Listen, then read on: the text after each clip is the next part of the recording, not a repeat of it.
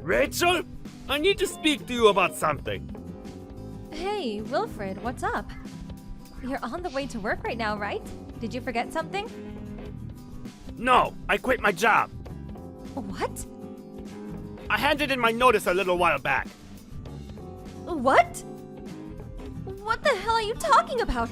You still have a sleep? Why would you make such an important decision without telling me? Because if I told you I was thinking of quitting my job, you would have probably been opposed to it, right? Duh, obviously. And you would have asked me the reason I wanted to quit, wouldn't you? Of course I would have. Right? That's why I quit without telling you. There are so many things wrong with this, I don't even know where to begin. Well, why did you quit then? Well, about that, you see, what happened is... I found true love! Excuse me? My new partner's the daughter of the CEO of a certain company. She made me a coffee when I met her for the first time when I became sales manager for the project with that new client. That became the spark that grew into the burning fire of passion that is our love. When I asked about her family, she told me she was an only child. That means her father expects her to marry someone who will become CEO of his company one day. So what? You're divorcing so you can marry the daughter of a CEO? Doesn't that just make you a gold digger? No, it wasn't like that. It just so happened that the woman I fell in love with has a CEO for a dad. I didn't even find out until a while after. I love her, and she loves me. Our love is the essence of purity itself. I hope you can somehow understand and be happy for the two of us and give us your blessing. I seriously don't even know where to start. You have a son, for crying out loud! What about Peter? Where does he stand in all of this? You should know better than to do something like this as a fully grown man with a 17-year-old son. I accept this isn't fair on you and Peter. But the flames of our burning passion cannot be extinguished. I should have already received my severance package, so I'm willing to send you all of it as compensation. Think of it as my way of saying sorry. I won't go after any of your assets during the divorce either. No, it's not the money I'm upset about, Wilfred. I left the divorce papers hidden under the pillow of the bed I've been sleeping on recently. Divorce papers? I'd like you to sign and hand them in today if possible. I sent you my house key in an envelope, which should be arriving over the next few days. Would you stop moving the discussion forward without even giving me a chance to speak? Anyway, tell me who the hell this CEO's daughter woman is. Do I know her? I don't want you causing her any problems. What? Like I do that? We spent years of our life together. You're my husband, damn it! I think that gives me a right to at least ask questions. That's enough for now. I'm heading over to her place. Make sure you take good care of Peter for me. Don't you dare, Wilfred! Wait!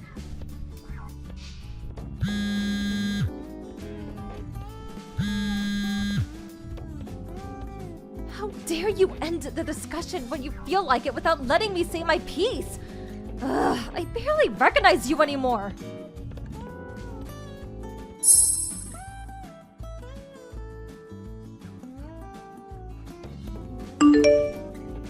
Rachel, are you there? Huh? Anya?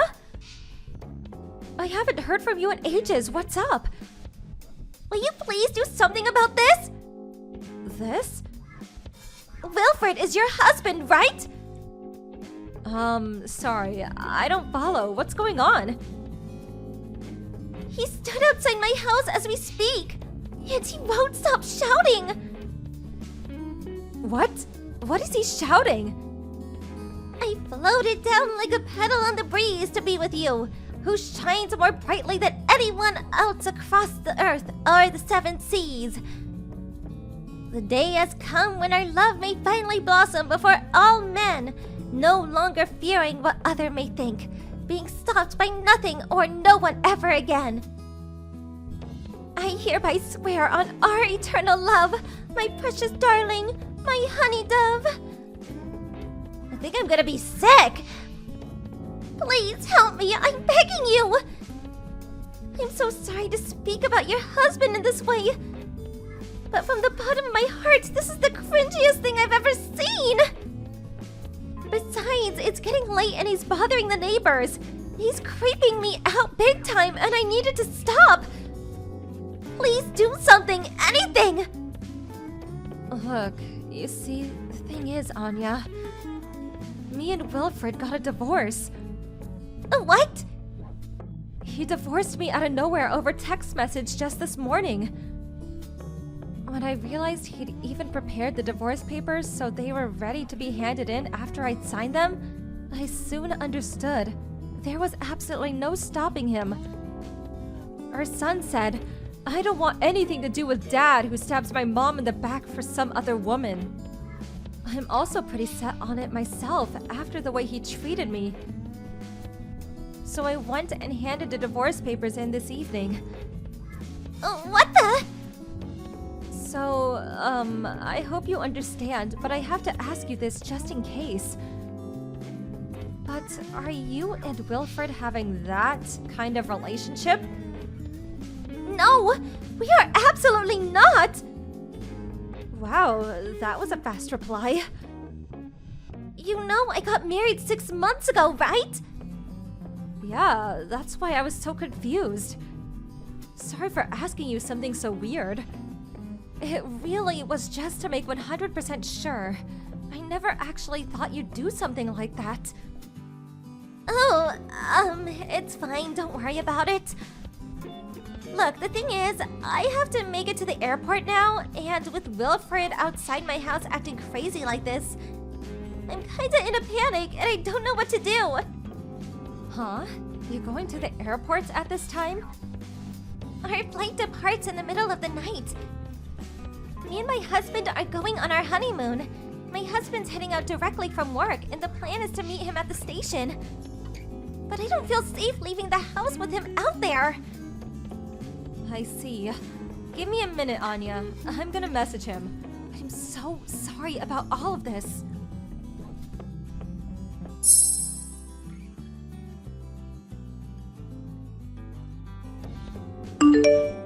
Wilfred, where are you right now?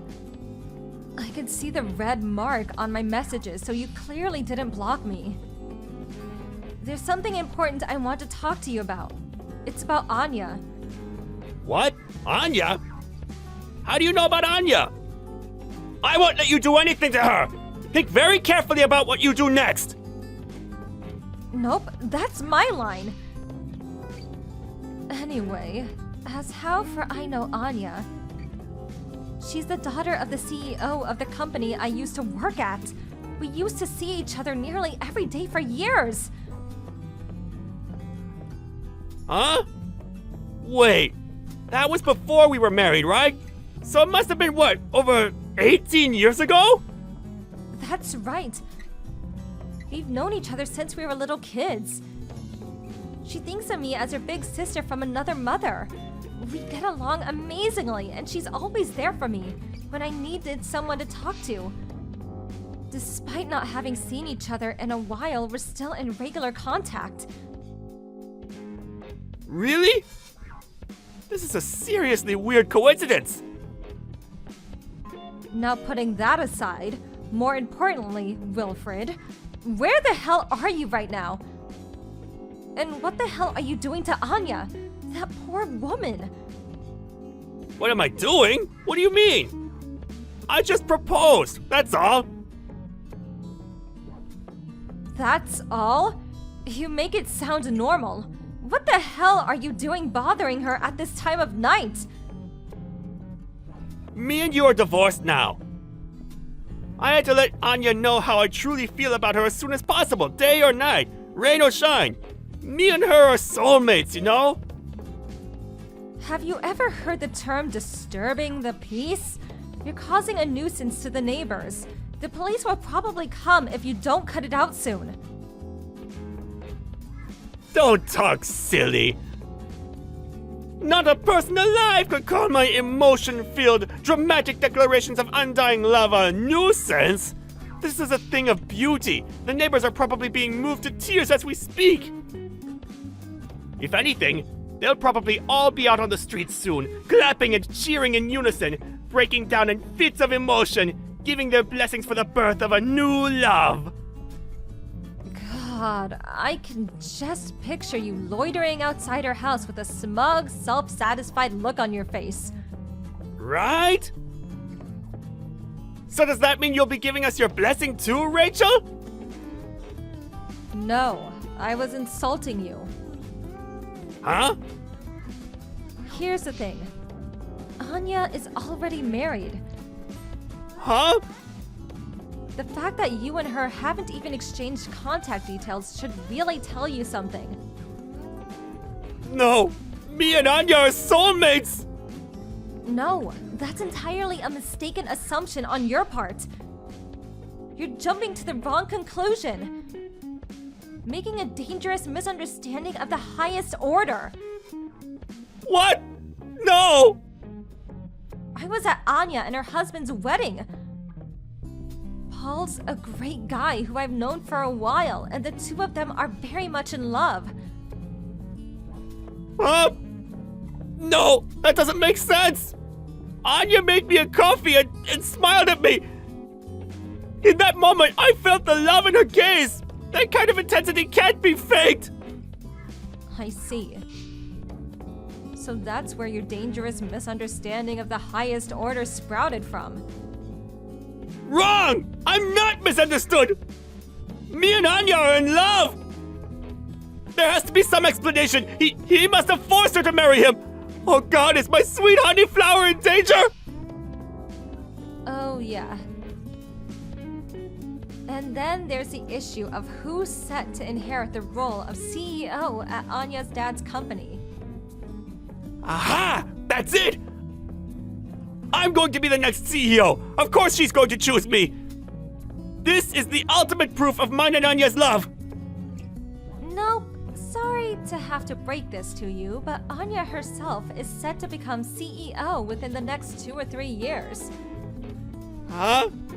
Which is why, Wilfred, you won't be getting a look-in. Ah! No way! I quit my job already! What am I supposed to do now? I'll tell you exactly what you're supposed to do now. You need to get the hell away from Anya's house and stop bothering her and the neighbors. But... Her and Paul are leaving for their honeymoon tonight. their honeymoon?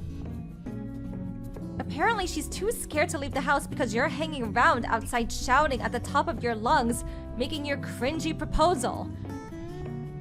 Cringy? She thinks I'm cringy? Yes, she thinks you're so cringy that she practically begged me to help her. Oh my god! So cringy that if you keep hanging around despite not being welcome, the police are probably gonna be called. If someone hasn't called them already, that is. Am I really cringy? This can't be. Say it isn't so!